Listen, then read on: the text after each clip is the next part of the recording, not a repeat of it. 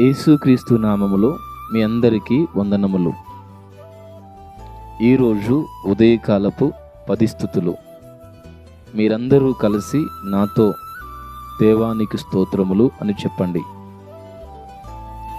దావీదు వంశమును ఎన్నుకున్న దేవా నీకు స్తోత్రములు. మత్తయి సువార్త 1వ అధ్యాయము 1వ వాక్యము.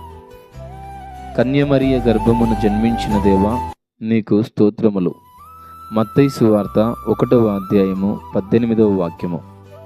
ఇమ్మానుయేలు దేవా నీకు స్తోత్రములు. మత్తయి సువార్త 1వ అధ్యాయము 22వ వాక్యము. నక్షత్రము ద్వారా జ్ఞానులకు దారి చూపిన దేవా నీకు స్తోత్రములు. మత్తయి సువార్త 2వ అధ్యాయము 2వ వాక్యము. మరియా యోసేపులకు సూచనలు ఇచ్చుటకు దూతను పంపిన దేవా నీకు స్తోత్రములు. మత్తయి సువార్త 2వ అధ్యాయము 19వ వాక్యము. నీ మార్గము సరళము చేయుటకు యోహానును పంపిన దేవా నీకు స్తోత్రములు. మత్తయి సువార్త 3వ అధ్యాయము 2వ వాక్యము. నీతి యావత్తు ఇలాగు నెరవేర్చుటకు అనుమతించిన దేవా నీకు స్తోత్రములు. మత్తయి సువార్త 3వ అధ్యాయము 15వ వాక్యము.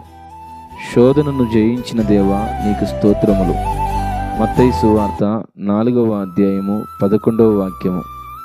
దేవుని నోట నుండి వచ్చు ప్రతి మాట వలన జీవించునని చెప్పిన దేవా నీకు స్తోత్రములు. మత్తయి సువార్త 4వ అధ్యాయము 4వ వాక్యము. పరలోక రాజ్యము సమీపించి ఉన్నది కనుక మారు మనస్సు పొందుడని చెప్పిన దేవా నీకు స్తోత్రములు. మత్తయి సువార్త 4వ అధ్యాయము 17వ వాక్యము. ఈ స్తుతుల ద్వారా దేవుడు మీ హృదయములను ఆదరించి బలపరిచి ధైర్యపరిచి ఈ రోజంతయు మిమ్ములను నడిపించునుగాక. ప్రార్థన. జీవము కలిగిన తండ్రి, జీవాధిపతి నీకు స్తోత్రాలు. ఎందరైతే ఈ స్తుతులతో ఏకీభవించి పాలివారై ఉన్నారో ప్రతి హృదయము నీ వలన ధైర్యమునందునుగాక. ప్రతి మనస్సు నీలో సంతృప్తి చెందునుగాక. అయ్యా, ప్రతి ఒక్కరి జీవితము ఈ రోజంతయు నీ మార్గములు నడుచుట్లుగా చేయుదురుగాక. మీ కృప చూపించి మహిమ పొందుకొనమని యేసయ్య నామములో ప్రార్థిస్తున్నాం పరమ తండ్రి. ఆమేన్.